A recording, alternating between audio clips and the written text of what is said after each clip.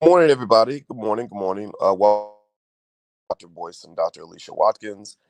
This is where I get together with my beautiful wife, Dr. Alicia Watkins, who's a licensed therapist and full professor of social work. And we talk about issues that are affecting our community. And so, without further ado, I'd like to ask my wife, how you doing today, babe? I'm doing pretty good this morning. How are you doing? Doing good, doing good. And in case anybody notices that we sound like we're talking with our head on our pillows, it's because we do. Like literally, when we call this pillow talk, we wasn't playing. Yeah, I can't do this unless there's a pillow around us. Yeah, yeah, yeah. It's But just like we have to stay true to the title.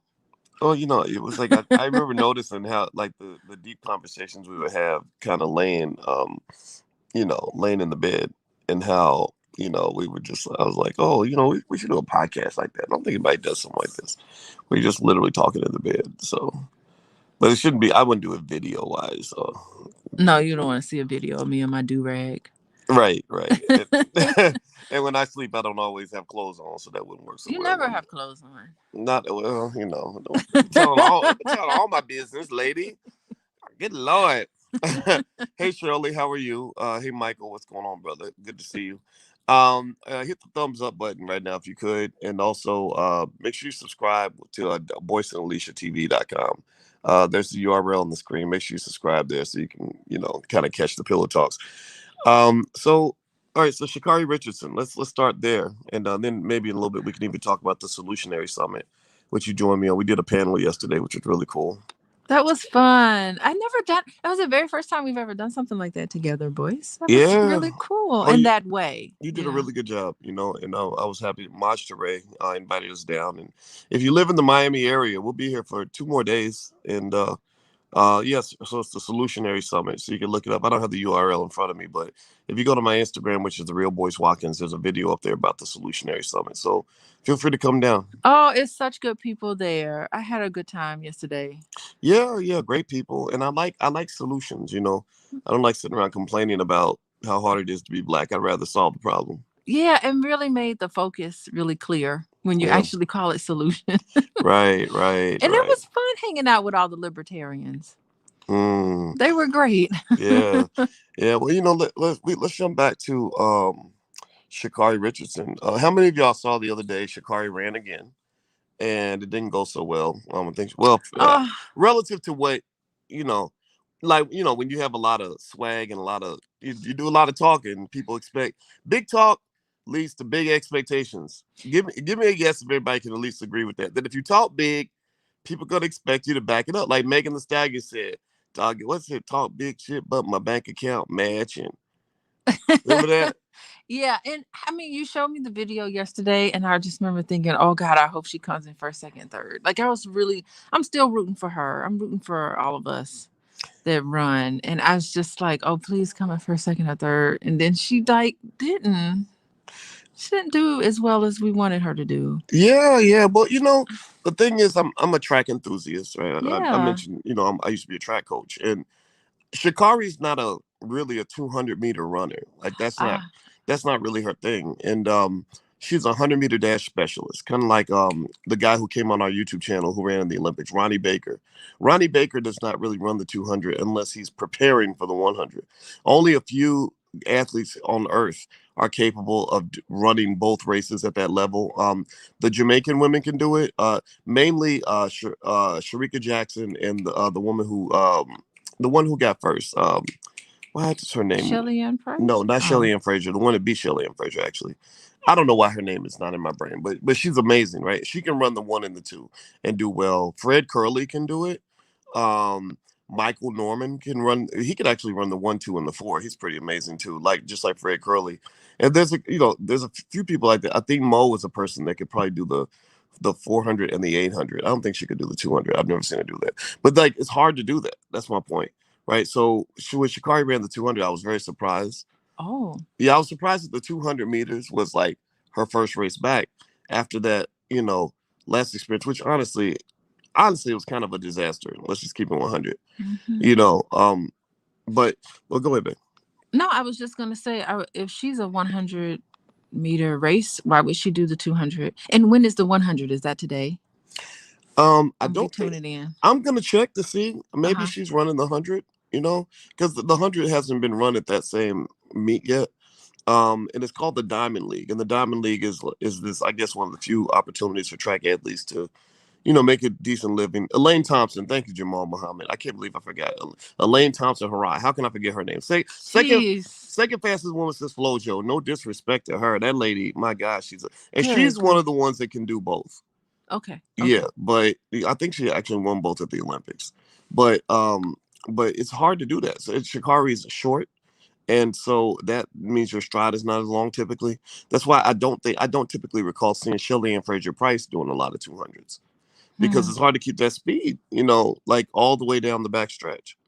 Okay, yeah, once you come around that turn, you have to like that's when it really kicks in, right? That's Yeah, what I'm noticing. You're yeah, getting me all into track and field now, boys. yeah. Well, I wish everybody was into it, because those athletes deserve respect because there's so many great stories and they're so talented. And that gets back to Shikari Richardson. I one of the things, and I know people. I shared the video of the race on my Instagram, and there was a couple of people, maybe one out of every 20, who would say, why are you trying to tear a black woman down? Why are you attacking Shikari?" And I heard that, right? I heard what they were saying. I can understand how they would feel that way. But what I was actually saying is, no, actually, remember, a black woman won those races, and y'all weren't even talking about those women because y'all were talking about Mm. Shikari. And that to some extent is something where I don't know if I would look at Shikari as the reason for that, or if it was just the energy around her or all the attention thrust on her. But the thing is, when you're putting all the attention on one person, you're ignoring all these other great athletes that have great stories, that have great talent. They really did the work. Like that Mboma sister from Africa that beat Shikari in this race. They got first place. This lady's 18 years old and has the fastest runway speed I've ever seen. I've rarely seen an athlete come down the back straightaway that fast. And nobody was talking about that because everybody's talking about, well, what does Shikari do? What does Shikari do? Well, in your Instagram post, did you put Shakari's name at the top? I did. Okay, so that's probably why people said that. That's a great point. I'm just saying you were No, you were just pointing you're out. 100% correct, and Mm-hmm. I can Mm-hmm. totally hear that. So maybe I shouldn't do that, right? Maybe instead of talking about Shikari, we should just celebrate the women who won.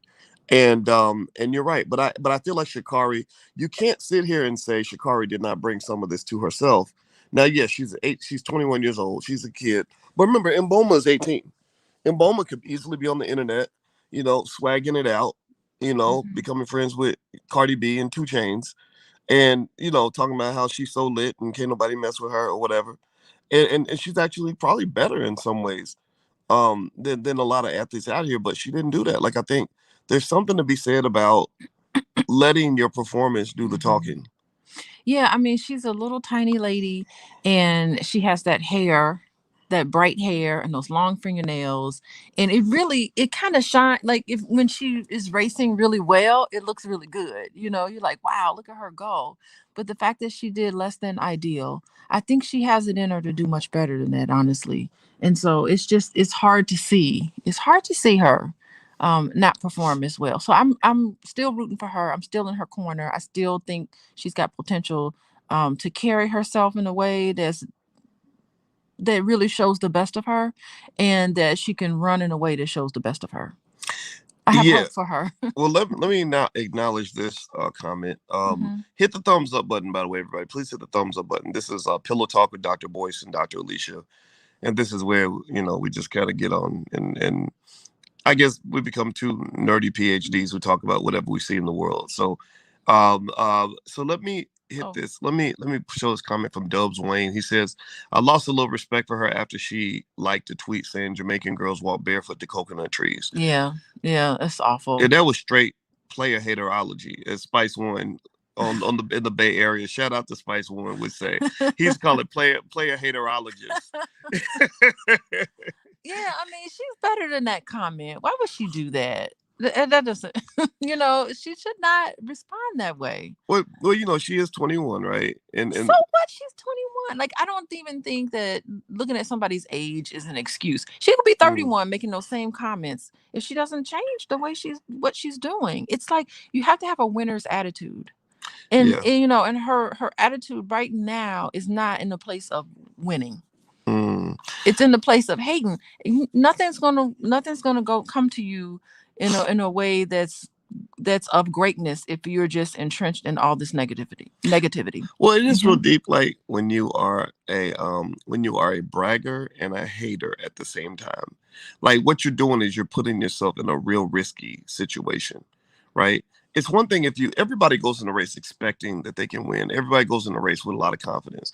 Like 100-meter dash runners, people don't know if they never run track, but the people that run the 100 meters the fastest on the track, it's the biggest, most highly anticipated race at almost every track meet. Everybody wants to see who can win the Because 100. that's the fastest person. You're the Right. fastest woman and the fastest man when you win that 100-meter race. Right. And you Hmm. have to have a lot of swag and a lot of confidence to stand out there and be, and to feel like you have the chance to win. Like it's a real bravado, macho kind of thing. And let's be clear, Shikari's, she's not like a feminine traditionally feminine kind of person. Let's just be honest. Like, when you run across, you thumping your chest and showing your Now, all of that is great. Like, it's great to have that sort of confidence. Like Usain Bolt, look at him. I never once seen him put anybody down, and he could do it That's because so he has true. got to. But he he could do it because he could definitely back it up. But he didn't. He doesn't have all that. He doesn't emulate all of that. He's just like, I'm the best. And he doesn't put anybody down. And they even interviewed him about Sha'Carri Richardson. And he said, I like her. She brings spice to the race or something like that. And I just love my terrible Jamaican. Mm, I do have Jamaicans in my family, so I feel like I can yeah. try to do a Jamaican accent, but my poor Jamaican accent. Anyway, like Shout out to that the is great. Jamaicans. What I love Uh-huh. about Jamaica is I love their pride, like their national pride. Oh heck They yeah. got the Jamaican It's flag on the car. beautiful. They get excited when their athletes win. Like I would love to be a Jamaican sprinter. Like it's just got to be so cool because Oh, you like king everybody. of the island over Yeah, there. and you got all these people behind you, and I mean, and my two favorite Jamaican sprinters on the male side were Usain, of course, and your boy Johan Blake. A lot of Uh-huh. people don't know a lot about Johan Blake because it's Johan Blake is probably the least lucky. He's like the unluckiest motherfucker ever because Johan Blake, if he was not running next to Usain Bolt, would have been known as one of the greatest sprinters of all time, which he actually was. He was, but He nope. peaked at the A lot of wrong people don't. time. Yeah, a lot of people don't know it because they saw Bolt, but they don't realize Blake was breaking records. Like Blake was up there with like the Michael Johnsons of the world. He just didn't get the attention because Bolt was like a once in a generation kind of athlete. Yeah, I want to make a statement about that. Remember when I did the Fulbright scholarship Mm-hmm. and I went to the Caribbean? I Yeah. spent 5 months being around really intelligent Caribbean Black women who were social workers. Mm, And I miss them dearly because yeah. it was just great to see people who look like me. We all had, even though they're Caribbean and I'm African American, we were joined at the hip. Like we saw the world in such a similar way. And I felt confident coming back from Guyana Mm-hmm. and being around Caribbean, and I spent a lot of time in Jamaica, being around Jamaican social workers, and just that whole energy. I felt like I was doing better because the people around me were so positive and great. Like I just felt wonderful. And then I came back to the United States, and then I got the United And States then now experience. you're a minority again. You're It was you're a I Negro. was so I'm like I'm dying to go back. Like if I could just live, if I could create a world for myself, I would love to be a social work educator in the Caribbean. Yeah, and I almost and you know what? And the A real classroom full of Black students who really want to be there and really want to learn. I could just go on and on about oh yeah. like psychologically what it did for me as an educator and a researcher. I performed at my best because it was encouraged, and you can tell when people around you want you to do well, Mm, you do well. mhm. It's that simple. So my just changing your environment can actually change how well you perform. Well, and that really speaks to not to make too much of it, but you know, um, I'm gonna say this. I am not in alignment when I see African Americans disparaging Black people from the Caribbean or Black people from Africa who really want to align with us, who are very supportive. I feel like we got a white supremacy as an enemy, if you want to call it that. That's a big enough enemy. I don't want to make an enemy out of other people that look like me who are trying to be cool with me, you know. And I think that that the mistake we make sometimes, and we'll be like, is that sometimes I think there's something about being African American where we've had just this terrible, unique experience of being Black in America, and it can lead us sometimes to have a crabs in a barrel mindset. Like being a minority has us, you know, sometimes not that we don't have our own greatness. We do have that, but one of our limitations is sometimes we'll be fighting each other Yeah, over but look at. over crumbs, right? But no, but Mm-hmm. what I mean though is like, Mm-hmm. you know, so when I saw, you know, the attack Shikari made on the Jamaicans, and the Jamaicans didn't attack her. The Jamaicans, if you look at their interviews, they were very graceful. They were asked about.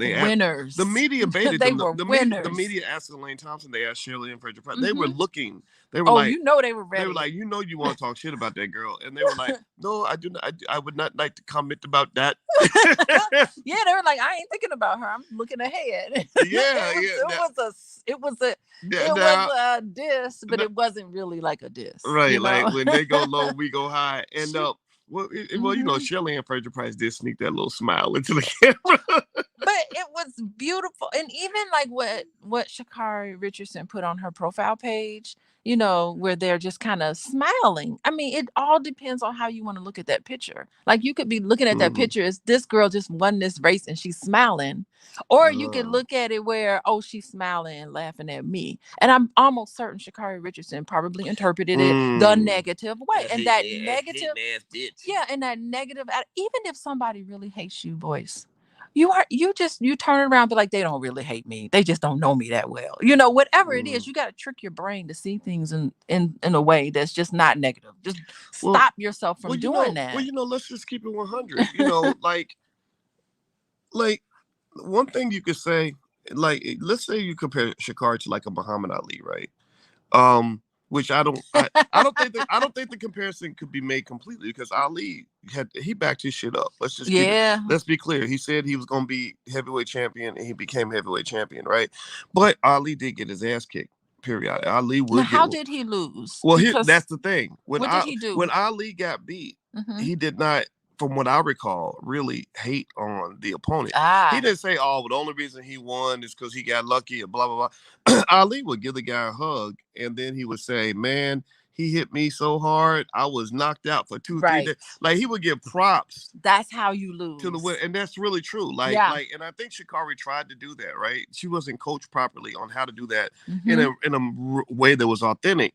But she did. Remember, she came in. She was like, "I, you know, talk all this shit if you want to." Da da da da. Oh my And then goodness. she says, "Congratulations to the winners, but I'm back. I'm the sixth fastest woman in this game ever."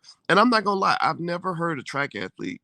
I can't recall any athlete like shouting out their own accolades. Like usually No. it's up to other people to tell you how great you are. Yeah. If you're the one like Michael Johnson or Allison Felix, I've never heard Allison Felix say, "I'm the most decorated woman in this game ever." No, It you let everybody else say that about right. you. Other people are supposed to, but then again, maybe we're. I mean, I don't know. Are we being old fashioned by saying this? Like, or We could or be. are we being mature adults who you know that she would probably need in her life to mentor her, right? Because it's like because the thing about the internet is these people you got some assholes on the internet. Like There you they'll boost you way up, and then when you fall, they'll literally be peeing on your grave. there you go with your mentor. Like you like to get these hopeless cases No, it's and not hold hopeless. on to it.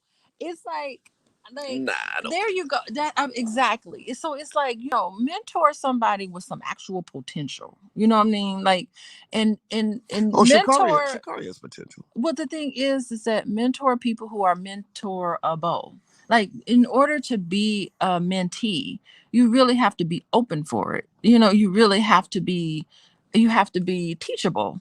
And so Right. I think it's like important to mentor people who are actually teachable. Well, Or if not, you just end up with these hopeless cases. well, that is And true. and nothing ever progresses. Well, that is true. I mean, there's some people I've She met. has to be open for it. That is true, right? And that's true. And I think that sometimes that's what hip hop and the white man's money would do to some of the young people. Like like certain I think about certain rappers. Like I remember when I got into like this weird thing. There was really more so between myself and Lil Wayne, but Tyler the Creator popped into the middle of it. I didn't even know who the guy was at the time, and I remember he got real mad at me for various reasons I won't go into, and he's still mad at me. He's still he randomly blurts out my name on a Kanye song, which was weird because I thought that he had forgotten about it. But it was like one of those things where I was thinking, I'm not really gonna sit here and argue with you. You're a kid. You're like young enough to be my son. If you want to talk to me, call me and we'll talk in private, and I'll explain to you why as a black community we have to be clear about what types of messages in the music we will tolerate when you're talking about our people. You can't just say any old kind of thing because a white man gave you a paycheck. And if you call me, I will tell you. But I'm not going to get into a beef with you on the internet because at that time I was 40. I was like, you're 21. We're not going to do this, right? Because I'm not your equal. I'm not your peer. I ain't one of your little friends. I'm old enough to be your father. But you don't have that respect for me because people gave you money and fame, and that you think that makes you important enough that you don't have to listen to the elders in the black community. And my point in that is to say that I think with Sha'Carri, you're right. I would be curious to know when an older person has walked up to you in the middle of all the hype and all the fame and all the internet status you have now, and they sit you down and say, look, let me just talk to you about some things that you want to think about. Are you receptive to that? Well, the thing is that it's not. You have to see what your place is. I know it feels good to want, because I just love it when you have all this information, you have all this knowledge. It feels good to want to sit down and talk to youth and try to help them because you can see exactly the turns that they are making that is like totally not productive. Oh, And I yeah. know that you have it, I have it, I feel the same way too sometimes. But it's just this is something that we teach and when I teach people how to become social workers. It's like, please do not help change somebody who ain't ready to change. Like, That's they are true. not ready to change. It can be, honestly, it can be very dangerous. Yes, well, I do agree with that, you know and I think overall, and also remember we're teachers, right? So we're not mhm. just older people; we're teachers. And one thing I found as a teacher and just as a black man is, like, when you're talking to a younger person, this is why I encourage young people to listen to older people. You ain't got to let anybody tell you what to do. Don't be threatened by the fact that somebody's giving you a different perspective. Just hear it out because they got references that you don't have. Like, I can look back and I can see what you're doing and say, "Oh no, that's what Tupac did, and that's what killed him." And I remember details of it. You don't remember details. You know who he is. You know the legend. You don't remember what it was like to see it live and in action, as everybody could sort of see that Tupac's choices and where he was positioning himself. We all knew he was going to get killed. Like, it wasn't like it was a surprise. So the same thing. Same thing can happen when you're talking to a young athlete or anybody, where you're kind of like, look, man, like, this stuff has been played out 1,000 times. Let us just share this with you so you don't make that same mistake. And when you Yeah. don't have that cross generational communication and mentorship, you see young people make the same mistakes their parents made, and you don't see it. So generational curses get passed down, generation to generation. So I think with Shikari, anybody could have sat her down and said, look, you are extraordinary. Like, I watched Shikari since she was a freshman at LSU. I did not see her at Carter High School in Dallas, but I did see her as a freshman at LSU, and I saw how much talent she had. I saw when she got pro, things changed a little. I think as a freshman, she either broke the NCAA record in the 100. Like, she did something pretty phenomenal. She's right up there with another great athlete that everybody should know about, named Athing Mo. Athing Mo just killed it in the Olympics, like blew those women away. And I think the U.S. hadn't won a gold medal in the 800 in like 35 years or 40 years or something. And Athing Mo wasn't just the first one in a while. She was like, she could break the world record. But anyway, so Athing Mo and Shikari in that same stratosphere, along with Sydney McLaughlin, just in terms of these once in a generation athletes. The difference, if you look at those three, is that a thing and the sister Delilah McLaughlin, Muhammad. no, Sydney McLaughlin, Delilah Muhammad, they just kind of just do their work. They'll show up and they'll kick butt, and so somebody coached them to help them understand. Look, when you're trying to get endorsements and all this other stuff, just let other people talk about how great you are. Don't tell if you gotta tell other people how great you are, then you probably ain't that great. Yeah, well, think about it. It's 21 years. So Shikari Richardson is 21 years old. So it took 21 years to make her what she is today. She's not, Mm, that sort of thing is not going to change overnight. mm, It's not just like, here, I'm going to step in and I'm going to tell you right now, here's what you need to do to change what's going on. Like, it'd be nice if it was that easy, but it's not that easy, because it took 21 years to create her for whatever she is today. All of her flaws, as well as she's got a lot of good things going on with herself, so all of her flaws and all of her areas of strength, it took 21 years for that. So you can't just say, I'm gonna pop in right here and I'm gonna fix everything, and then mm, everything will be fixed if you just listen to what I'm gonna say right now. And like, it's gonna take a lot of time and a lot mm, of work in order for her, and it can't be anyone outside of her. It has to be her that's gonna have to be willing and open to actually look at herself and make those changes, mm. and no one can do it but her. That's a great point. Hmm. Everybody, if you're watching, this is Pillow Talk with Dr. Boyce and Dr. Alicia. This is where my wife and I get together and we do, we're both college professors. And my PhD is in finance. My wife's PhD is in social work. And she's very good at it. And so we thought it would be fun to talk to the community and kind of, and not just talk as scholars, but really, we believe in things like Black love. We believe Black men and Black women should love each other and stop beating each other up, not get into that culture. And so we just thought it would be fun to talk to everybody, because you got losers out here like John Branch, who says What you say? Boyce is a simp. But I should leave him in there so he can learn a couple things. But I ain't gonna worry about it. Yeah, I mean, like, when I hear those statements, I really do think it's just, what's his name again? John Branch. Yeah, John Branch is just envious. Oh yeah, absolutely. I mean, yeah. Well, It's just really terrible, and I wish love for him. mm, I know, right? I wish he gets it, I because mean, I know when I wish love and when I wish peace on everybody else, I know I get it back. So, I mm, mean, that's what you have to do. Like, instead of being envious of people, why not just wish them happiness, that's so true. that you can invite all of that into Well, I yourself? think, I So think. people like John, he is blocking his greatness by Mm, making hateful comments like that. well, I mean, just the idea that you would even have men who think loving a Black woman that there's something wrong with that.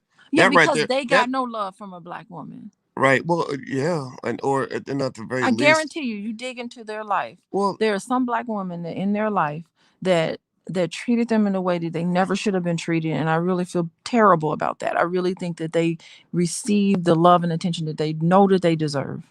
I well, wish them all well. yeah, I wish that for him too. And I think this links to the Shikari thing too, though, because let's just be clear, Shikari, unfortunately, she's a reflection of what I would refer to as the toxic angle of bad hip hop culture. Now, I'm not talking about hip hop culture in general. There's a lot of good hip hop culture, but there's also some toxic hip hop culture. This idea of bragging to other people like I'm better than you, I'm superior to you. You saw her; she's imitating rappers. She became friends with people like Cardi B and all that, and it's all about talking your shit and all this other stuff. And what it kind of does is, and part of that toxicity has been the consistent message again that white companies are funding this, big white racist corporations are funding the hatred of the Black woman. Like they're Mhm. funding this idea that it started in the 90s when Snoop was like, I don't love these hoes. And somebody's paying him millions of dollars to say, I don't love these hoes. Like, and all women were kind of being thrown in that category, and it became this thing where people said, yeah, if you love these hoes, you simping. Like, in so many words, right? And so this anti love, sort of ideology, which a lot of people don't have that. A lot of people are very happy to see a Black man and a Black woman who love each other. Like that inspires them. But there are some people, some guys who are confused, who think, wait a minute, if I fall in love with a woman, that means I'm a simp. That means I don't want to be no simp. I want to be a pimp. Right? Like think about this. You guys think about how often you hear rappers say, look at me, I'm pimping. Why the fuck? Who taught you to glorify pimps anyway? That was Black exploitation like movies in the 70s and 80s. My daddy talks about that. He says when they put out the Mac and Goldie the Pimp, all the young Black men were like, I want to be a pimp because pimps have power, pimps have control, And it's just like, no, bro. Like, pimps are not good people. Why do you want to imitate the very thing that makes everyone afraid of you, that makes everybody hate you, that makes your children not respect you? Hmm. That ain't cool. Yeah, I mean, and even and all of us desire to be in a relationship. I'm sorry, I'm still continuing that. All of us desire to be in a relationship. Nobody wants to be alone. Everybody wants that special someone that they can be with. People desire it. It is innate in you when you were born. Yeah. We were just relational beings, and when I see somebody who's actually turned that into, I just, the rejection of women. If a man who's heterosexual, of course, has a rejection of women like that, deep down inside they really want to be close to a woman. They really want to be with Mm. a woman that they could love and trust and care for, and when they see somebody get that, they get upset by that. It disrupts them Well, what and it is, their way of well, what thinking. it is, I think guys that have that pimp mindset, like on the pimp as many women as possible kind of thinking.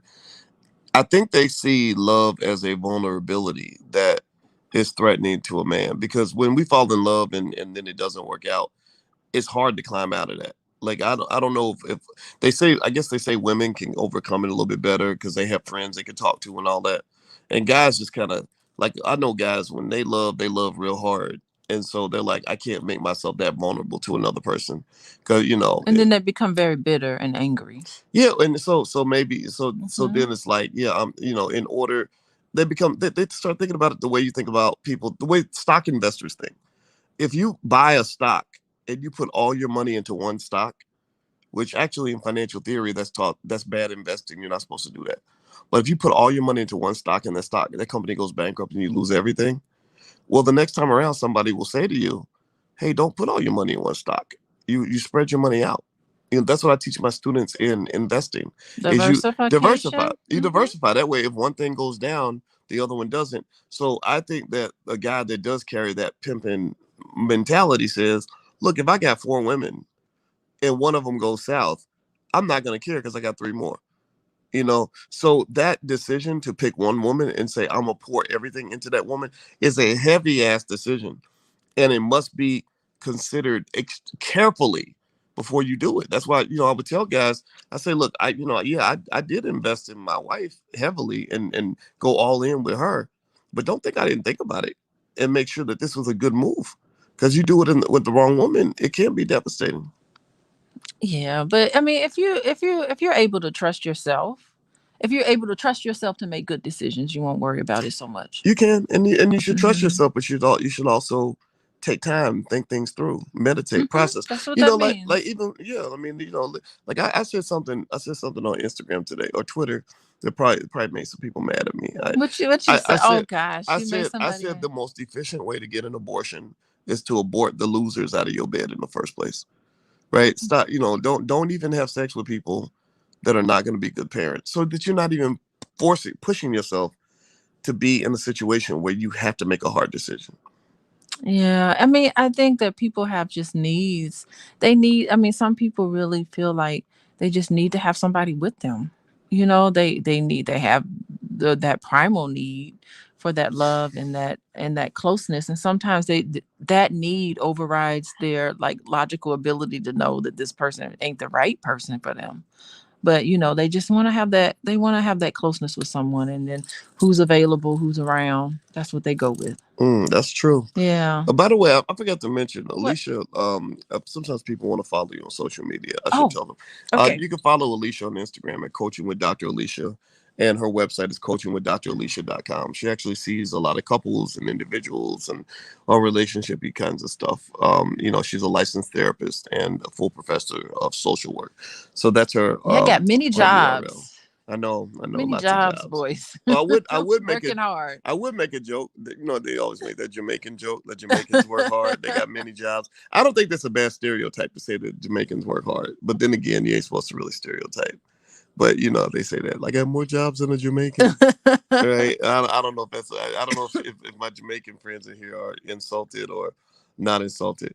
But yeah. So going back with Shikari, Hmm. the reason I brought up hip hop and pimp culture and the toxic side of hip hop is because that's what I see. Like when I see her kind of Hmm. doing this really outrageous, like I'm better than everybody kind of thing. I see hip hop culture because I study hip hop culture very closely. I've been on the Breakfast Club 4 times, and when I every time I would go on the Breakfast Club, I would study what everybody was listening to. So that when I would run into rappers like that stupid rapper that was a one hit wonder, what was that guy's name? Which one? Gold all in my chain. Oh, Gold all I've in my never heard of that ring. song. Gold all, I gotta play it for you. It was back when I was like buried in trying to get tenure. It, I it don't was know any. It's a chunk of my life that I have no idea what was going on in the real world. And that was no, when I no, was getting my PhD no. and when I was getting You already had. tenure. That's right. You didn't have tenure at I that didn't time. have tenure, so I'm like, When did you get tenure? movies and stuff. I got okay. I don't remember 2000, maybe 11 or 12. Okay. I can't remember. Yeah, this was after that, but still. But it I doesn't. just, I'm sorry. I had small children in the house, and So you was busy. I was You very ain't got time to keep up busy. with my I nonsense. definitely wasn't keeping up Trinidad with. James, that's his name. Is that his Yeah, name? when I saw the video and I was like, what is this nonsense? So I put the video on Facebook and people were making fun of me. They said, no, Boyce, this is a spoof. Like you're stupid because you thought this was a real video. This is a spoof. And I was like, oh, it's a spoof. That makes sense. And it wasn't a spoof. It was a real It video. was a real video. Yeah. Yeah, yeah. And some people think that I'm blaming hip hop when I say that's why. Yeah, I mean that's the thing, Boyce. I don't think that you can. Part of it is hip hop culture, but I don't think you can explain 100% of it. Can't be explained just by hip hop culture. Well, because it can't be. But here's the thing: you have two types of hip hop. You got real hip hop, and you have corporatized, toxic hip hop. I think that people have to make that distinction. So when I talk about hip hop, the negatives of it, I'm not talking about artists like D1 or Kendrick Lamar, or J. Cole, or anybody that uses the power of hip hop to do so. Akila Nihonda. I'm not talking about that. I'm talking about that corporate stuff. That's what I'm talking about too. I'm talking about even the corporatized hip hop that's all negative. Like the issues happening with Sha'Carri Richardson, it can't be 100% explained by this corporatized hip hop. I mean, there's other factors included because then it would be all Black people would be behaving that way. Well, that's the thing, and we aren't. Well, here's the thing about I'm just saying. Right. I'm just saying. Right. Here's the thing about corporatized hip hop. Remember, I was a track coach in the hood, and I observed what they paid attention to. I observed what they looked up to. Right. You're right. If you had, we had some kids on our team who had, two parents, who encouraged a certain, way of behaving, right? So they would listen to the rappers, but they didn't identify with what they were hearing. But you get that kid who doesn't have a lot of guidance, who's got the single parent who doesn't have much time to spend with. But there are also single parents that didn't identify. Right. We don't want to demonize family structures. We're not demonizing, but at the same time, we're not going to pretend like having two parents is always the same as having one. If you have two intelligent people in the house, that's different. Like you and I being in the house is very different than if I was in the house by myself with the kids. Like your role is invaluable, and my role is invaluable. Doesn't mean we couldn't make it on our own. Like I could probably raise the kids by myself if I tried real hard, but they would lose a lot by not having a mama. Exactly. But I just wanted to say, like, I just don't want to get into a space where we are saying that the hip hop culture is taking over only for single moms. No, I just don't want to. It's not. It's all about push that. Well, what it is it's about who's gonna watch a rapper and say that person reminds me of myself. So the analogy I use is imagine you're in the Cotton Club in 1905, and there's a Black man on the stage doing a minstrel show.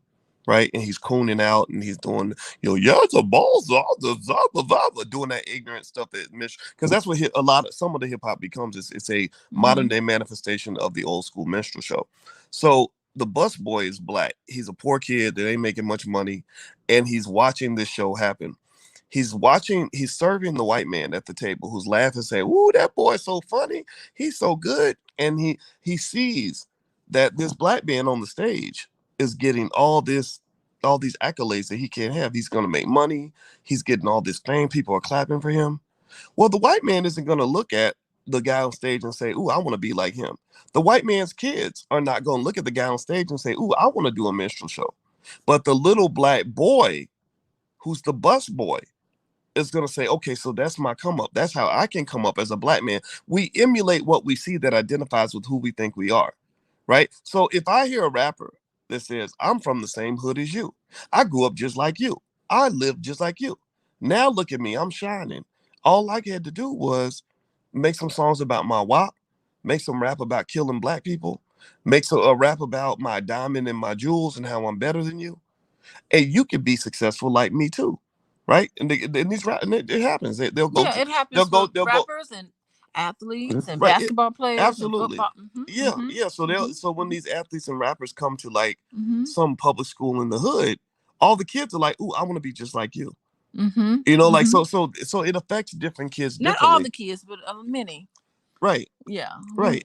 leave this black and white terminology, but yeah, many do. Yeah, I agree with It that affects many, totally. but a white kid from Mm-hmm, Iowa is gonna love. He's gonna listen to the music, but he's not of it. He's not mm-hmm, gonna listen to a person that lives in New York in the hood and say, "Oh yeah, I identify with that." He ain't mm-hmm. identify with that. He's like, "Oh, y'all Negroes are for my entertainment." This is just like the Cotton Club, 1905. I'm the white man who's enjoying the music. I'm not really trying to be And you like the go guy on the home to minstrel your show.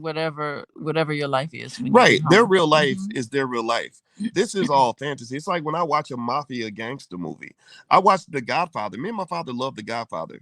We don't sit here and say, "Ooh, we're going to run our family just like the Italians." We're not trying to be Italian. We don't identify with none of that. Like, the way the talking like fat Joey and all that shit. Like that's not our culture, but we love it. It's entertaining for, Mm-hmm. and it offends a lot of Italian people. A lot of Italian Yeah, people are like, shit, why do you think all of us are in the mafia? yeah, Because it's terrible. Hollywood glorifies that angle Mm-hmm. of Italian. They don't show you all the other beautiful aspects of Italian culture. They just show you the mafia shit because that's what you want to see. So for black people, the same thing. They won't show you all the diversity Mm-hmm. of what it means to be black and all the wonderful things black people are doing. They show you hood shit because that's what they like. They're like, show us some more hood nigga shit. That's entertaining for us. Mm-hmm. Mm-hmm. So Mm-hmm. I'm sorry, and I'm just saying that I think it's okay for black people to say, I love hip hop, but I don't believe everything got to be toxic. You know, Mm-hmm. we ain't got to rap about being hooked on drugs like that's a good thing. We're not here to disrespect our women. We're not here to act like we want to give all our money to Gucci because we throwing away black wealth. We don't want to sit around and talk about killing black people like it's a sport. Yeah, and it's sad to see all of that because you see all this when I'm talking about potential of people to do really great things. It's really sad to see. Like remember we were watching Snowfall. And Yeah. remember, we didn't talk about this, but remember that one kid in the hood who had a photographic memory and could add things up real quickly and Oh subtract yeah. things. He was like, where did he come from? He was like a genius. How Yeah. sad is it that he's a drug dealer on that show? That was, you know what? I think that scene was probably the saddest scene in the entire show It was sad. Yeah, you're right. There because was he that was a one scene. Yeah, genius. where that kid could have been anything. Ah, But he's like, yeah, you're right. You're right. And I think that, and I think and that it's there's kind of, so many of them in the hood. yeah, and Mm-hmm. it's Mm-hmm. so it's sort of like, but in the hood is created by white people, like, and that's the thing. But Mm-hmm. but so it doesn't make sense that black people look to white people to be our saviors when they're the ones who destroyed you in the first place, Mm-hmm. right? Mm-hmm. Like you sit around and you say, well, we want y'all to build better schools for us. I don't want them to build shit for me. You ain't educating my goddamn kids because I know what you're gonna put in their brain. No, that's like getting my worst enemy and saying, I need you to cook me some dinner. Mm-hmm. Your worst enemy should not be cooking your dinner. He gonna poison you. So what are we gonna do? We just gonna be like total separation. No, it We're ain't. gonna It be ain't off about. the No, grid. it's not total. What are It's we not. gonna No, do? it's not total separation. The thing about white supremacy that I hope everybody kind of gets is Mm, that if you clearly overcome it, then white people no longer offend you. They no longer make you afraid. You no longer get mad because a white man says something rude to you. You can be friends with white people because you're like, well, I don't need you for much of anything. I'm not begging. Non-participation. I'm not here to beg you for no job. I'm not begging for your approval. We're just two people talking, and that's okay. Like I have white people in our neighborhood that I'm totally cool with, that I genuinely like because I don't really care what they think, right? So I think that when you talk about what the solution is that we need to, for example, fund more black-owned schools. That's why you and I decided that when we donate to schools, and we've donated to several, and we're gonna keep. We're gonna don't Oh, we make the gotta donation. find some in Orlando. Well, I That'd want be to. nice to do that We could, yeah, for the convention. for the That's right. convention. Yeah, Hmm. and Black Achievers in Louisville. That's gonna be the next Yes. target. I'm gonna write them that check very soon. I want to support things that are gonna educate our kids and empower Black educators to do it. I'm not going to pay Sally from the suburbs. Suburban Sally can go back to her own neighborhood and educate her own kids. No disrespect. I don't hate you. But I want to pay the lady who is right there in the hood, who's really loving the babies and doing everything she can to make sure they're okay. I want to elevate and prop up the Black men who are stepping in, for these kids that ain't got a daddy and everything else. I want to give them, I want to empower them. I'm not interested in empowering pre-existing systems. Like I don't even want to spend money, sending a Black kid to a white university. Now, no disrespect to that, but I know student loans have actually destroyed Black wealth. So I'd rather put money into something where they can be educated by their own people. Well, it's student loans, but it's the fact that once you graduate, you're not getting as good of a job as you could have. Yeah. Otherwise the salaries are depressed. It's depressing. Or what's the word should I say? The salaries just aren't. They're not growing. They're not growing. They ain't making shit. Okay, there you go. That's the right word to use. Yeah, they're not. I mean, yeah, the real wage of the American worker has remained pretty flat. If you take away inflation, it's remained pretty flat for the last 25 or 30 years. And so, that model of like, I'm gonna go borrow $100,000 so I can get a job making 40K. That's not gonna really work for you, and that's actually destroying Black wealth. But it's enhancing white wealth, because the universities that are getting all your money are white-run universities that won't even hire Black people. So you got to be careful, because sometimes you can walk right into the mousetrap. And now going back to Shikari, I would say that with Shikari Richardson, one of the things I'd love to understand is, like, what I'd like to do? I'd like to just sit there and listen to her talk for about 2 hours. Just talk about who you are, what matters to you, how you grew up. I'd be curious about her mother, the situation. Whenever you hear about a kid that's raised by their grandmother and their aunt, like she said, her parents were her grandmother. No, she was raised by her grandfather too. Her grandfather's there too. Mm-hmm. Okay, I didn't see. I didn't see anything about the grandfather, but so maybe he passed. I went to her Twitter page. Okay. And she wrote in there about her grandfather. Okay, too. Right. Well, let's keep it 100. Grandparents ain't supposed to be raising kids. Parents. So yeah, we know something. The parents are supposed to raise it, right? So, rather than us trying to be polite and overlooking it, I think that it's okay for the community to do a deep dive and kind of say, what's up with us thinking that it's normal for a child to be raised by their grandparents? Grandparents are old. They tired. They don't want to be taking care of your kids. Why are you out making babies you can't take care of? And so that makes me think about, it makes me wonder, like, okay, were drugs involved? Drugs were involved in both of my fathers, my father and the man who raised me, both had to battle with drugs. One of them won the battle, the other one lost. And, and so to me, wait, who lost the battle? My biological father. I'd say he lost the battle, because he went to prison for dope. Yeah, but I think later in his life, and we don't know really, but it seemed like later in his life he kind of turned it around. Well, yeah, everybody turns around late in life. They done had a health scare. They done went back to Jesus after they got out of jail. Yeah, I get that. But you know what? God bless him for turning it around, because that's a tough thing, and so everybody has their own little trajectory. They have their own trajectory. So he turned it around. So how that's inspiring. He can turn it around, and it's never too late. It's inspiring, but here's one of the things, right? The thing is that when you have children and you're young, your children can't afford for you to wait till you're 50 years old to figure out that the way you've been living is bad. Because by the time, a man who is not, psychologically positioned to do what he needs to do for the children that depend on him, by the time he figures it all out when he's 45 or 50 years old, he has literally been a wrecking ball in the lives of others. Like, he's literally created a trail of tears and destruction in his wake. And so, my thing is, like, if I'm a little baby and I didn't know my dad was 16 years old. I was a baby. Yeah. So it's like that little baby needs you. So I know you got some shit you got to get over. I know you're feeling sad, or maybe some depression, or maybe some bad choices. I get all that. But that little baby needs you. Yeah, there's no excuse. There's no excuse for that. And there's no excuse for the reason why Sha'Carri Richardson was not raised with her mom and dad right there, caring for her every whim. Yeah, You like, know, she needed to have had that. well, with Shikari, got caught smoking the weed, which again, because I Mm-hmm. study hip hop culture, I can tell you that is a manifestation of the toxic side of hip hop culture. Not all hip hop. Not all hip Mm-hmm. hop promotes smoking and drinking and all that, but that's like literally. I mentor kids from the hood.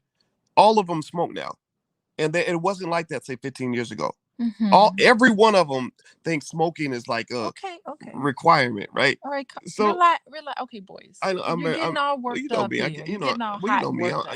I'm passionate about stuff, Mm-hmm. and so to me, um, it was just kind of interesting. I watched how she handles it because I was paying close attention, and she said, and when she first said, I was smoking to cope with the death of my biological mother. Mm-hmm. I said, okay, that's a PR statement. It sounded very PR-ish because she kept repeating it. Whenever you hear somebody repeating the same thing over and over and over and over and over again, that's because somebody had them in a room and said, this is what you say, this is how you No, respond.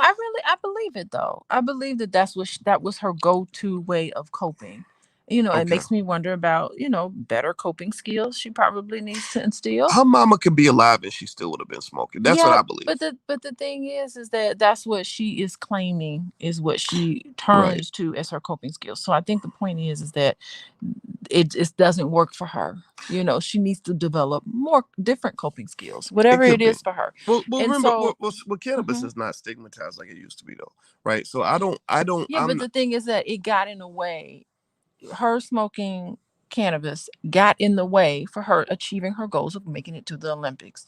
We can talk about the right or wrongs of that and how it shouldn't be that way, but it got in a way and it disrupted her life in a way where it stopped her from doing what she wanted to do as being in the Olympics. And she was hopeful that she'll be there. Now we do hope that she comes back in Paris and she spends these 3 years working on her skill, working on her start and finish or whatever.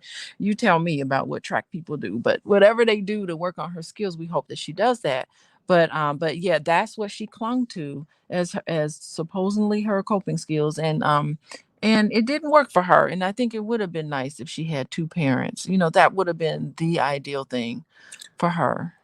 yeah, well, Hmm. I would say And over, whatever they did to you her. know what I'd be curious about? Hmm. Hmm. I'd be curious to know if like what percentage of the other athletes smoke weed, right? You know, Could be. I'd be curious. I don't know because I would wonder. I think I heard somebody say that maybe that's why she's not running well.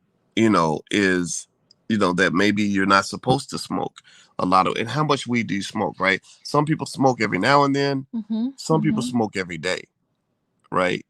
And and I'd be curious um to know how much she was smoking. you mhm, know mhm, because I mean, when I saw her performance the other day, I wasn't impressed. I didn't see, like, because here's the thing with Shikari, the time she's run, if she ran her absolute best race that day with the Jamaicans, she would have beat Shelly and Fraser Price. She would not have beat the other sister, um Hurrah. No, hurrah. Elaine Thompson Hurrah. She would not Mhm. have beat Elaine Thompson Hurrah, but she could have beat Shelly and Fraser Price. She would have Right. been at least one, two, or three, second or third. She Yeah, would have at least yeah. have been. So if I was Mhm. her, I guess if I was her advisor manager, I'd probably advise her. First of all, stick with what you're good at. Stick with the 100 meters. Like, you're not. She's not a 200-meter runner in my view. Because So what was the her thinking the for world that? class one, I don't Mhm, know what the thinking was. Honestly, I really don't. mhm. Um, I'm not here to judge it. Maybe there was financial reasons. Maybe something. I have no idea. But I would definitely say stick with 100. Um, we're gonna chill out on Twitter. When you get that much scrutiny on you, people are going to pay attention to everything.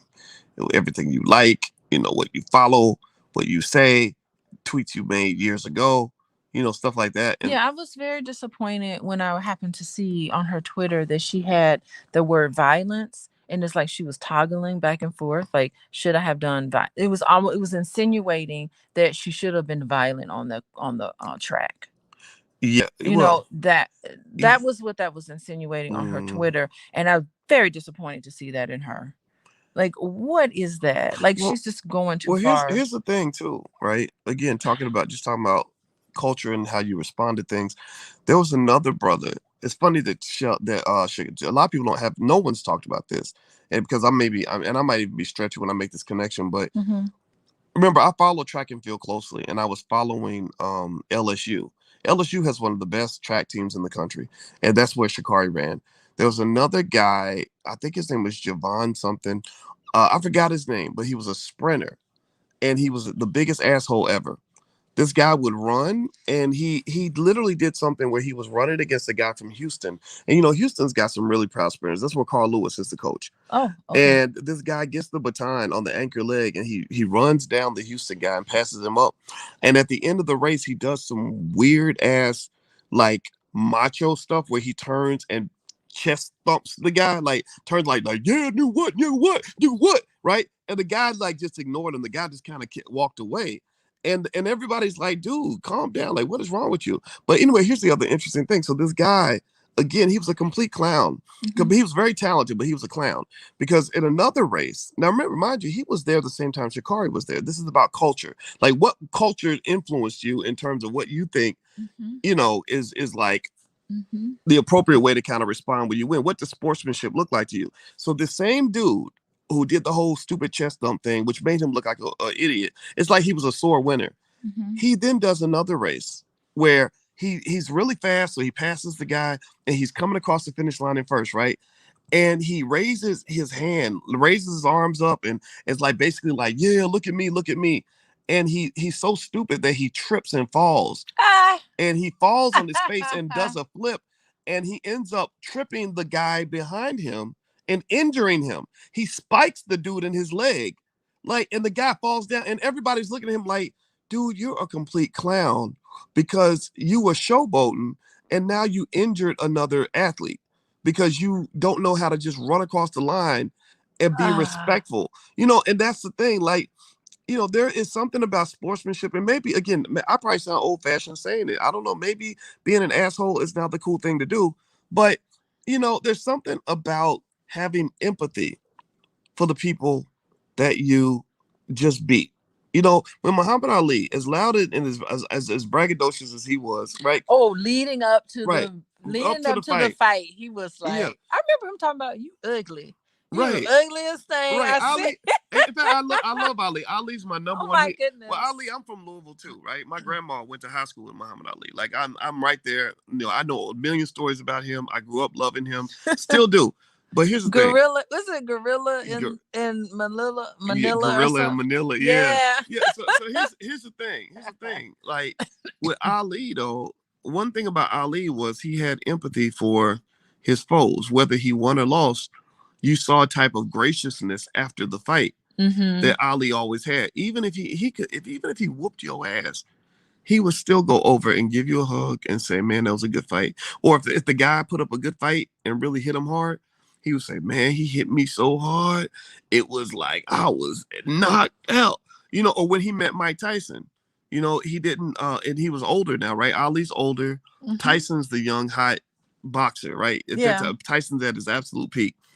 And him and Tyson were giving each other accolades. He was like, it's a good thing I wasn't fighting against you. Yeah. He didn't say like, oh, I would have whooped him. Because remember, Wilt Chamberlain was different. Wilt Chamberlain was like, oh, if I played with Michael Jordan, he wouldn't be able to do all that stuff. I'd knock that stuff out the park, and I'd be better than him, and he couldn't play in my era. And Jordan was just like, I could play in any era, right? Like, come on, get your old ass to the side. Like, stop, trying to compete. Like, just step off the mantle. Like, you're not the man anymore, right? But Ali was like really gracious toward Tyson. He literally said, "No, if I fought you, you would kick my butt." And Tyson was like, "No, I couldn't defeat you." Right? And that's what you kind of do, like that respectfulness of your adversaries. Show respect for the work of other people. And I think that's probably, if I had a little bit of a pet peeve with the Sha'Carri thing, it would be the fact that everybody wants to make this about like, oh, you're tearing this black woman down. Oh, why y'all talking bad about this black woman? Well, first of all, are we really talking bad about her? No, I don't think we are. But there's always somebody who's going to say that, right? Like when I posted the video, they're like, oh, why are you talking bad about? Look, first of all, when you draw that extra attention, you asking for that shit. Like if I was out here telling everybody right now, like I'm Dr. Boyce and I'm the best and I'm gonna make $100 million this year, I'm gonna be the greatest. I can't be stopped. I'm gonna go out here and I'm gonna accomplish this and do that. Well, then I'm creating a spectacle around myself. Right? People are gonna watch the spectacle Well, who to is see she? if I can actually do what I say I'm gonna do. Well, let me finish this point. Then Okay, be go quiet. ahead.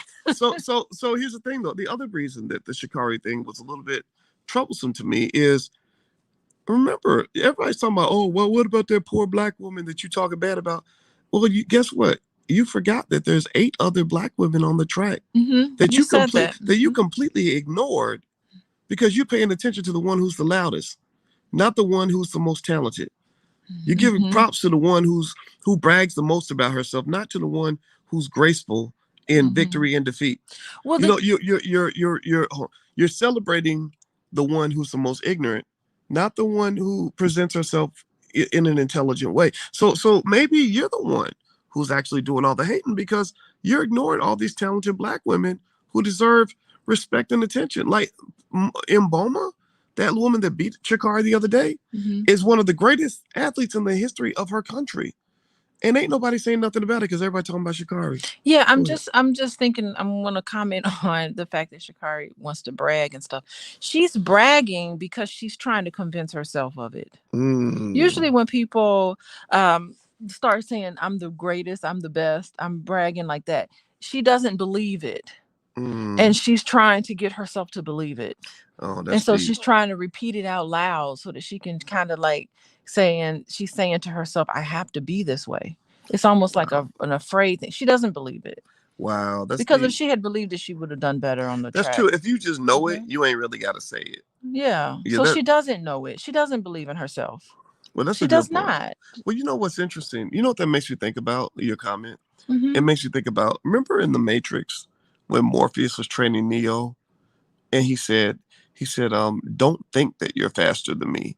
Know that you're faster you are, than me. And believe in what you know. Yeah, you have to believe in what you know. Like if you just know it, yeah, you ain't got to think it. Because when you're thinking it, you're like hyping yourself up. Like I'm gonna. You're convincing yourself of something, and you know deep. Why are you convincing yourself of it? Because deep down inside, you know that you're a loser. Ouch! Stop that. That was.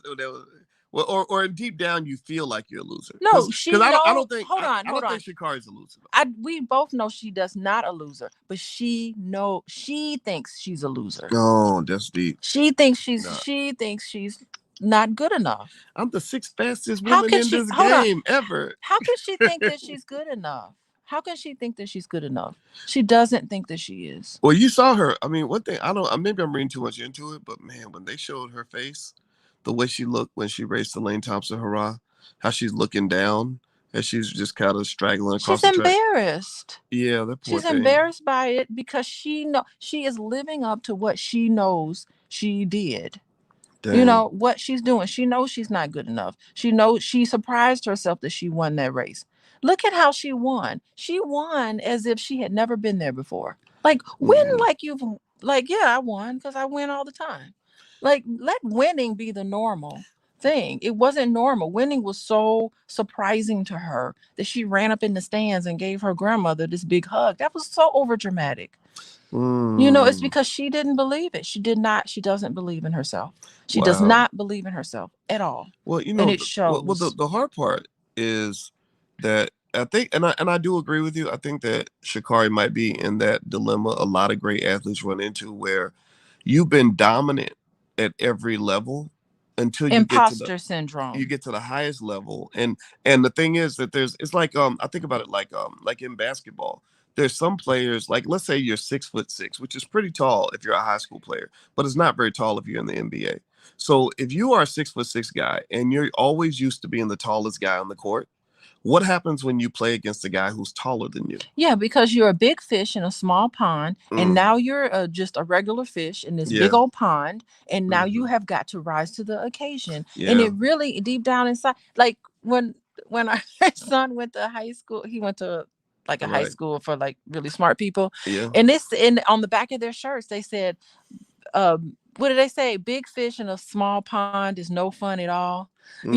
And like it's Mm, almost like saying they're telling them, yeah, you were smart at your homeschool, but now you're in the mhm. school with a whole bunch of people who are really smart. So he went to school for like supposed to be really intelligent. Well, I think they are really smart in math and science. And they're saying now you're around everybody else who's smart in math and science. You're around everybody else who was number one track star of their college, number one track star of their high school. And so now you're with everybody else. So it's a whole bunch of big fish in a big pond. That's a So good how are point. you going to rise to the occasion? It's like we putting that stress on you, putting that pressure on you. What you going to do?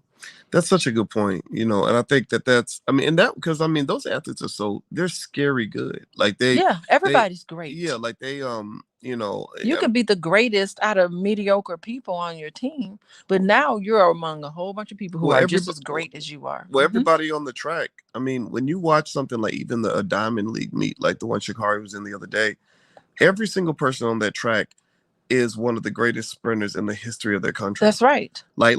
Yeah. Not forget being like state champion at your high school or being Yeah. the NCAA champ. There are NCAA champions Who who couldn't even be on there? can't run it. Exactly. Like there's a guy named Terrence something who won the 100 and the 200 and And got. think about like I can't. I'm sorry to Hold cut on. you off, boys, but I'm still on this thought. Like think about it. Like you're gonna win a race based on what is it, a hundredth of a second, like a Yeah, thousandth of a second, like they have to yeah. go down to that minuscule of a measure of time just to get the Well, winner because it's like it's everybody's so good. think about it Oh like my this. Well, goodness. here's an example. Like Hmm. Michael Norman, who is one of the fastest 400-meter dash runners in history. He ran the 100 against Fred Curley and Trayvon Bromell. And literally the difference between first place and third place was 4/100ths of a second. Good Like, yeah, grief. Norman ran 9.98. The winner ran 9.94. Oh, goodbye. I mean, Like it's crazy. I would just be a mess because I'd be thinking, oh my God, if I hadn't eaten Cheerios the other day, like it really can be. It's your diet. It's everything about your life that Hmm. can affect how well you do on that track. It's psychological. It's like where is your mind space? Everything has to line up perfectly. You have to have the stars have to line up a certain way, and you had to have had good night's sleep. You can't have Mm. no drama in your life, which That maybe she that probably eliminates had. Shikari. It That's eliminates one thing. you have to have a nice peaceful, your mind has to be right. You have to eat the right foods. You have to drink the right amount of liquids. I Well, mean, it's just you got really something. All the you gotta different know when to put your weed down. you gotta you can't you can't smoke you into gotta the have night. like you gotta have all the conditions need to be a certain way for you to perform such that point. What was that? 0.8 like What? several seconds off the time. It's the way the wind was blowing. I couldn't believe that wind blow. The way the wind happened to be blowing at whatever degree makes a difference on your time. Yeah, it does. It makes a Unbelievable. huge difference, and that's really true. I couldn't imagine performing under those. I'd be smoking weed too, honestly, if I had those type of conditions. Well, I Like wouldn't I want to would be. be Well, I wouldn't want to stressed be out. I wouldn't want to be a professional track athlete. Like No. my goddaughter was very smart. She went to Columbia, and she was the number one high jumper in the United States in high school. And I wanted her to use her talent to get a college scholarship, which she did. And after that, I didn't put any pressure on her to like go further. I was like, yeah, you're great. And I coached her. She's that good of an athlete where I think she could have went to the Olympics and all this other stuff. But to be quite honest, I didn't want her to have that pressure. I didn't want her, and because she didn't really like sports that much It's anyway. just She just, unbelievable the amount of pressure yeah, they put on people. yeah. She Hmm. used her talent to go to school, and that was it. I was like, look, at the rest, if you like this stuff that much and you want to be obsessed about it, then do it. But if it's not that big of a deal to you, then it's not that big of a deal to me. It's your talent. I just couldn't believe I couldn't be able to function in that type of sort of thing. I'd be Mhm. out. I'd be like, peace out. I'm out. I'm out a Yeah. long time before these Yeah, people well, you're are. right. So you have to be Hmm. super competitive and Yeah. super committed. So, like, if you look at the mindset of like a Delilah Muhammad or Sidney McLaughlin, they want to win no matter what. The reason I also believe the reason Usain Bolt, the reason he was so loose and free and everything else, is because he was one of the few athletes in Hmm. history that had a margin of error. Like most people can't break the world record and just jog across the finish line. Like Usain was that talented, like where he could run against the fastest men on earth Mm-hmm. and beat them by 10 meters, you know. So that's why you saw him dancing and being silly and fun. The other guys are like, you look at them, they're like super focused. They're like getting pumped up because they know they need to eke out that last hundredth of a second to win. Trayvon Bromell is the fastest man on earth who has been beaten several times this year. He got beat the other day. Yeah, and I just feel like how devastating that's got to feel. Because to be a track athlete at that level, your whole entire life, from the time you wake up in the morning till the time you go to bed at night, everything is about track. You have to either be all in 100% or it ain't gonna work for you. And it You ain't. can't do track. Like, you know how we go running every other, well, I run with Yeah, me and you, we run together every other day. right. So, we run together every other day. That ain't working. You have to be like running all the time. Well, And everything has to be about well, running. It's like also, it consumes your whole life. And even people, I can understand why people get burned out and don't want to do it anymore. well, what it is, I mean, also remember they don't make that much money. That's the other thing. Like track Oh athletes my don't get goodness. paid what they're worth. And the other thing that Who's people paying your the other thing rent? that people also forget is that it takes a lot of effort to be in the top 1% of a profession, right? If you're in the top 1% of accountants or the top 1% of carpenters, like that's a big deal, right? But being the top 1% is very different from being number 1 or number 2 or number 3. It's That's a whole it different feels level. impossible. Right. Being a world class sprinter means you're really damn fast. Even the guy who gets last place or the woman who gets last place Hmm. is extraordinary. And Like, you know what? but hold on, wait, give me a Hmm. second. Go ahead. And and so so the thing is that there's a lot of pressure when you're talking about not being in the top 1% of your profession, but being number 1 in the world. Like that difference between, like, there's a massive difference. It's almost like how when I found out that, um, that it takes like so long for a rocket to get to outer space, but then it takes 3 days to get to the moon, and it takes like 9 months to get to Mars, right, or whatever it is, right? Hmm. Right. There's a difference between going to outer space versus going to the moon, and there's a really big difference between going to the moon and going to Mars. So but somebody who doesn't understand space will be like, "Oh, you went to the moon, well, you can just keep going and just go to Mars. It's pretty easy." No, well, the difference between being world class, like being an NBA player, that's like going to the moon. But becoming a Michael Jordan is like going to Mars. That's like a whole nother trip. It's a whole nother level that regular people don't even understand. Yeah, so as you're talking, I'm sitting here thinking about how expensive this is. So I know that if you do not have sponsorships, you are never ever going to make it to the moon. Like, you're never going to be a top athlete. You have to have sponsorships because it is expensive. You have to have the shoes, you have to have the clothing, you have to have the equipment, you have to have the right food around you. Like, this stuff is top-notch expensive stuff. And so if you don't have like Nike giving you money and supporting your lifestyle. And so you got to fly all over the country sometimes to train and to do commercials and to do all of these things that they're going to be asking from you. It is a lot of pressure to do that so that you can make other people happy, so that they can sell those shoes that you're wearing. And when you're on there, you have to have the little outfit with the little Nike logo on it, and that's what you represent. So, I mean, it's expensive. And if you don't have those sponsorships, you lose those sponsorships, it's over for you, even if you could have been number one. Well, I would never want to be an athlete at that level. I would Hmm. rather just represent athletes. Like That's why seriously. a lot of people do that. Yeah, Hmm. because it's like rap stars. Like, E40 had a song where he said they found a new nigga next year. And it's Yeah. basically like you're the hot guy, and you think you're gonna be hot forever, but no, you'll be hot for about a year. And then somebody else will be hot. And then but if you just represent the athletes, then you could just represent whoever happens to be hot at the time. And I Hmm. think that's I think that's really the way to think about the business of sports or almost anything.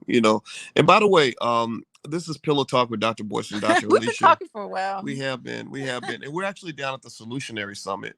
Mosh Tere's hosting the event, and we did a panel yesterday. I'm gonna do a financial panel today.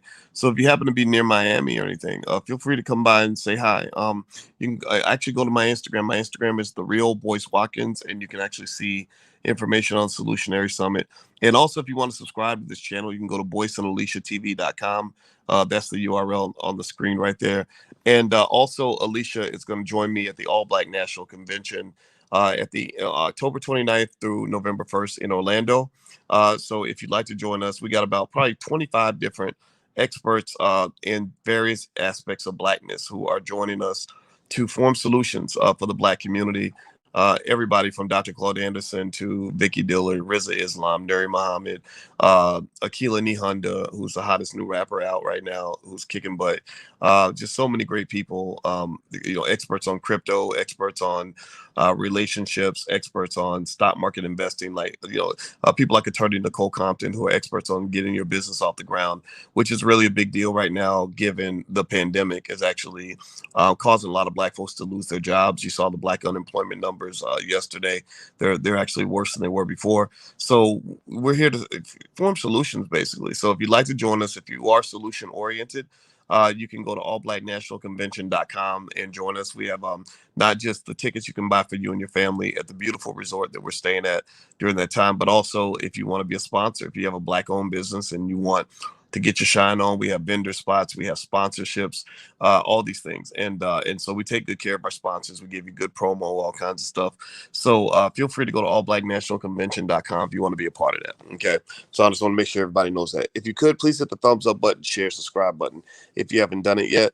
And so maybe we can kind of close out on Shikari Richardson. So I think we kind of covered almost everything, babe. What do you think? Yeah, we covered it. We went around the moon twice. We really on this did. topic. We really did. Yeah. Well, I think to summarize, I wish Shikari the best. And I would just say that I think she's learning the hard way that talking a bunch of shit in track and field at the world class level just doesn't work. You could do that in high school.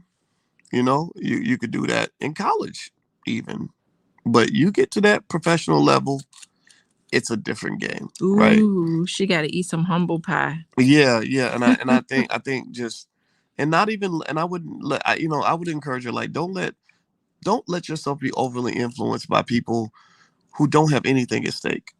Like your little stupid friends on Instagram, they don't really care nothing about you. They just there for the show. These little rappers that fly by night rappers that suddenly are paying attention to your sport because of the controversy, but they're gonna move on to the next thing. Oh, you think this is like her 15 minutes of stardom and then she'll fade away, or what? It could be. I mean, it's like it's easy to get caught up in that hype where you really be like, oh, Cardi B really is my friend. And then and you be, I got Cardi on the text. I'm gonna text Cardi. Well, when you ain't hot no more and you get in fourth place, Cardi ain't gonna text you back. I don't know. I'm just saying. I mean that's sort of the culture of that. It's just like winners want to be around winners. Yeah, and nobody wants to be around losers. Well, and that's one of the reasons why I don't like being too close to celebrities, because I kind of know, like, okay, the reason you're here right now is because you have a temporary interest in whatever it is that you think I can do in your life, and I respect that. I get that, right? But your real friends are your real friends. Your real friends are the people that was hanging with you when you were broke, not not the people that not the people that that are not that are just sort of popping in because they saw you on the Today Show or something. So are you looking for something? No, I'm just reading. Go ahead. Oh, okay. Yeah. So I personally think with Sha'Carri, I would just tell her, like, look, just do your thing, like focus on your sport, and that will allow you to flourish, because she is talented. She's very, very good at what she does, and I think that all the extra stuff is really unnecessary. And the other thing too is, if you're gonna have the extra stuff, make sure it's working for you, right? Like, because at first it was working for her, right? When the cannabis thing happened, she was never more popular than she was after she got banned from the Olympics for smoking. Right. Oh, we were like, oh, that's racist. Right. Even I was like, they just coming down on some black woman. Yep. She needs to. They just mad because she beat all those people out. Like, I really was like, I instantly go to that. Yep. And at that point, and you know what I would have done? I would have kept Shikari off the track as long as possible. That's right. Let's build anticipation for your next race. In the meantime, we're gonna go get you some sponsorship deals with cannabis companies. We're gonna go renegotiate with Nike, and we're gonna lock it in. That's right. We're gonna lock in some guaranteed money. Oh, well, you know, Nike was gonna put some. They're gonna Hell put some yeah. small print in there about Well, your they image. might, but you know what? I'd be like, I want 50 million with 49 million guaranteed. Seriously, like Yeah. y'all gonna have to really take we gonna live in the moment right now. We're not gonna do nothing that's based on like the what ifs and things that could change. And then after all that's done, then I say, okay, it's time to go back on the track. Let's put you in the right situation. You are a 100-meter dash specialist. We do not want you in a situation that's going to make you look bad. You are not going to run against anybody from Jamaica. That's right. Make sure the Jamaican flight doesn't quite make it. Yes, they missed exactly. their flight. Oh my goodness. They found some anthrax on the plane from Jamaica. Not to wish anything bad about Jamaicans. Yeah, like we would not have. I would be like, you're not running against Shelly Ann Fraser Price. You're not running against Elaine Thompson Hurrah. Like that's they're gonna have to pay you a couple $100,000 to get you to get in that race because these ladies will kick your ass. And that's what they did. I know Cardi B told you was the fastest woman ever, but you can't you can't beat Elaine Thompson Hurrah. She will never beat Elaine Thompson Hurrah. Never. Not at least as long as Elaine Thompson Hurrah is running. Now, the only way she will be able to start winning is if she retires. But here's the problem. Shikari ain't the only young, talented sprinter. Oh, it's going to be some young ones up there. There's some great young women that are running in other that Mboma's sister that beat her yesterday in the 200. Blew her out. That girl's 18. She's a baby. You know, so she's going to be in the game for 20 years. It's on with the next one. Yeah. So 15 years at least, right? So I would just say, so you got to, I think, I don't know. Again, I'm not going to sit here and armchair quarterback it, right? Because I'm not on her management team, right? But if they're listening, they should call me. Like, I'll give you free advice. Ask me questions. You ain't got to pay me no commission. You so want to be helpful. I really appreciate you. I like helping Black people who are who seem to be not getting it quite right? So if they called me, I don't need your money. I don't need you to give me no cut or nothing. If you wanted me to just sit down, all I need is, you ain't got to pay me money. Just pay attention. That's it. That's what I said. Don't pay money. Just pay attention. Get Sha'Carri on the phone. Let's get a conference call. Tell me where you are. I want to hear out everything. Tell me all the details. Aww. And then if you I'm gonna ask your permission. Is it okay if I tell you what I think? And then I'll tell you what I think. So I just really think I don't even understand why that was her first race back. If she wasn't ready, I don't know why she wasn't ready. But if you looked at that race with the Jamaicans, the sisters from Jamaica, she wasn't ready. She ran. You don't run. I'm gonna tell you, I am a track and field enthusiast, right? I'm a big fan. I follow it very closely. Sprinters. You don't think she surprised herself?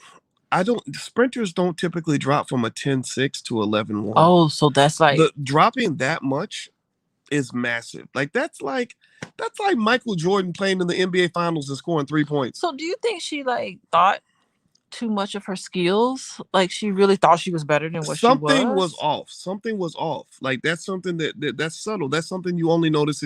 I'd like to talk to a world-class track athlete who knows the behind the scenes stuff, who could be honest about it. Because a lot of athletes actually have to take supplements. They would call it doping, but I'm not going to be negative with that. But they take supplements, right? So when you don't take your supplements, then that's when you see those big drop offs in performance. Now I'm not saying this was going on with Sha'Carri, but something was off. Like, so what was it? The weed? Did you not practice? Like something occurred because sprinters just don't drop from a 10.6 to 11.1. That's a huge drop. Like people don't understand. It wasn't like you just had an off day. An off day is like, I normally run a 9.85 and I ran a 10.02 or I ran a 9.97. Right? That's an off day. But a 10.6 to 11.1 is massive. So maybe she's adjusting her supplement intake. Yeah, maybe they're back in they're calibrating her supplements. They're like, this combination of supplements, I'm not gonna call it steroids, right? I mean, this combination is not working for you. Maybe she's just testing out a cocktail of things that she's going to take that's going to help. I believe in her. I believe in Sha'Carri. Or if you're under scrutiny from the doping agencies, because I'm sure once you get a positive test for a banned substance, they own you. They test you like crazy, right? And so Because remember, Christian Coleman, the fastest man in the world is. It's funny. Early in the year, the fastest man in the world was Trayvon Bromell. Um, but before him, actually, was Christian Coleman. His number one rival, the guy that would have beat him, was Christian Coleman. Christian Coleman could not run in the Olympics because he was banned. And the reason he was banned is because every time they tried to go to his house to test him for steroids, he was quote unquote unavailable. He was like basically docking. A lot of people think he was dodging the authorities. Right now, he'll say, "Oh no, I never had a positive test." Well, that's because you never let them test you. It's like when people Well, get pulled I over would have for been drug. like, well, he should have come at my house at a time where I was around. Right. I'm a busy person. Right. Catch me if you can. Right. Well, so I would say, one of the things I would have done with Shikari is in terms of just managing the image, like just kind of understanding, like you own the moment, but you don't own the future. So owning the moment means right now the whole country loves you. People are paying attention to track who never gave a damn about track before. You did all that. That's great. And so any corporate sponsor that signs you is going to have the eyeballs of the world on her. And really, here's the thing: we could talk all day about being humble and being a good sport and all that, but there is a side of society that likes people that talk a lot of shit. Like the hip hop culture. I think she did a deal with Beats by Dre. I think she was on a Beats by Dre commercial. And that all fits like what her brand is, right? So I would go to all those places and make long term deals and they'd be like, well, we only want to sign Shikari for a year. Like, no, you're gonna sign it for 5 years. You're gonna pay a bunch of money up front, and it's gonna be guaranteed. Well, she can't broker that deal right now. No, now So she can't. her Now, window is closed and shut. well, it's She gonna close have and to shut. win. The only way she can open it back up again is if she does something that I don't honestly think she can do, and that is she's gonna have to become the best in the world or close to it at the 100-meter dash. I think she can be the best in the United States. But Elaine Thompson Hurrah is too good. She can't beat her. Shelly Ann Fraser Price is older though. Shelly's gonna retire. Mboma, who beat her this week, she ain't never gonna beat that girl. That girl ran a 21.8. That's smoking. Mm-hmm. That's some fast. I mean, that's some heavy duty. So I don't really see where she goes from here. Honestly, I really don't. So that's my 2 cents. Go ahead.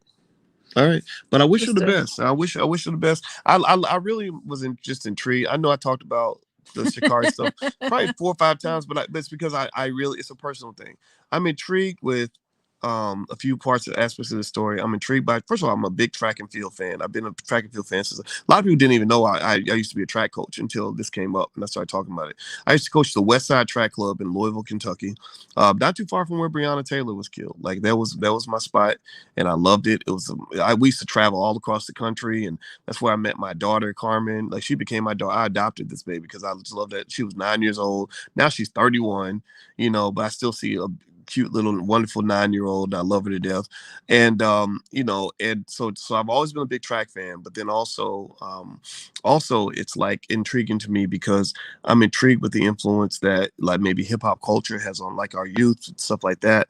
I'm intrigued with the business side of it. Like, okay, how does this affect our brand?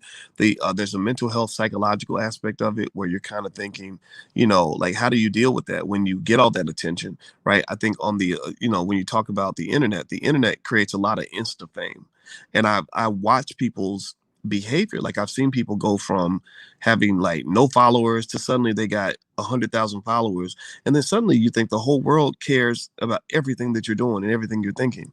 That's not true. They don't really give a shit about you. They ain't really thinking You're about you just the like that. next hot thing on Yeah, the yeah, internet, and yeah. then if you don't have any substance to you, you're not gonna sustain. That's true. But you boys got lots of substance, baby. Well, I'm gonna tell you, I don't. I You respect. good. I Mhm. don't underestimate Mhm. the opportunity when it comes to having a big platform. Like I have about 330,000 on Instagram, 318,000 on Instagram, Mhm. and about a million followers actually on YouTube on different channels. I see that as a huge, wonderful opportunity to improve people's lives, to help people in every way I can. Right? Like I love teaching. I love teaching young Black people so they can have maybe that father figure they never had, or that Uncle Boyce that can give them some thoughts that might help them in their life. Right? But I don't overestimate the importance of it. Right? I don't think I'm the center of the earth. Like I don't. Yeah, and you also share your YouTube page. It's not like it's just Boyce Watkins page. I mean, there's a lot of other people that can get on there, and Yeah. I mean that's applaudable. Yeah, well, I share my page because I think that there are so many Black people out here that that should be heard. Yeah. And nobody hears them because white people didn't put them on TV.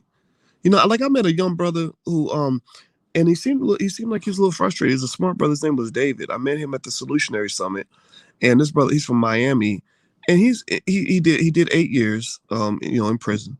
And the brother came out and he identifies with Malcolm X because he feels like he's like a manifestation of that energy. Like, I'm gonna take everything negative and make it positive. I was so impressed with him, and he's growing food in the hood. Like, he's got all these urban gardens. That's so great that he's doing. And he's well spoken. He's very passionate. Yeah.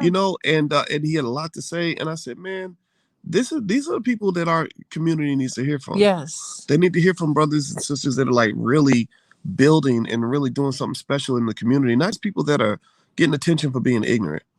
Or talking about immature, stupid things, because we got so many platforms where you got 45-year-old men who sound like teenagers. It's like, dude, you're in your 40s. Like, say something wise. Like, say something to a young 25-year-old that's going to keep him from getting himself in some fucked up situation because nobody ever gave him any guidance. And that's what I think. But then again, do I sound frustrated? Oh, am I shaking my fist in the air again? You shaking your fist in the air, Boyce, again. Yes. You don't want to be. We all need to shake our black fist in the air and say, enough of this bullshit. Like, we need grown-ups on the internet. That's it. I feel like all of us who are grown, who have a little bit of a platform, we are the parents of that generation. And like my daddy and my mama used to say, I'm not one of your little friends. So no, I am going to sound like a guy who's not trying to be cool. I'm trying to be correct, whatever that means. So anyway, I'm going to go, guys. All right, so I'm ready for some breakfast. Yeah, let's eat breakfast. All right, everybody. Well, have a good day. And by the way, you can subscribe to BoyceandAliciaTV.com if you want to catch our pillow talks, and you can catch the recordings and stuff like that. And also, Alicia, you can follow Alicia at Coaching with Dr. Alicia on Instagram. CoachingWithDrAlicia.com is her website. If you're interested in taking a look at that. If you could also please hit the thumbs up button and subscribe on your way out the door. And one more reminder, the All Black National Convention takes place at the end of October. We're going to be in Orlando at the luxurious Omni Resort, and we're going to be there for 4 days, and we're going to be solving problems for Black people. We got panels on the corporatized weaponization of hip hop. We've got panels. We have a panel called Pandemic Politics that we're doing with some really great people like Riza Islam and Nuri Muhammad, and Angela Stanton is coming. A lot of really smart Black people. We also are doing breakout sessions on everything from crypto to stock market investing to how to start a business to how to form healthy relationships, forming investment clubs. Trey Baker, who graduated from Harvard University, is going to be there talking about investing and building wealth. Julian Gordon, the leading real estate, one of the leading real estate experts in the world, is going to be there. We just got a long list of really amazing. Vicky Diller, Dr. Claude Anderson. I'm just kind of going down the list. I haven't even hit like maybe a third of the people that are going to be there. So I hope you all will join us. Actually, I got to invite Sugar T. I think I did reach out to Sugar T. Sugar T's E40's sister. She's Dr. Sugar T now. She's real smart Black woman that has a lot to say. So we're gonna have some really great people there. So I hope you all will join us. You can go to allblacknationalconvention.com. Bring your wife, bring your kids, bring your babies, mamas, bring your church group, bring your whole family, bring your investment club. Like, it's a family gathering, and it's B1, and it's our thing, and we own this, we built this, and so I hope you'll join us there. So anyway, take care, guys. Have a great day, and we will talk to you soon. Goodbye, everyone. Bye-bye.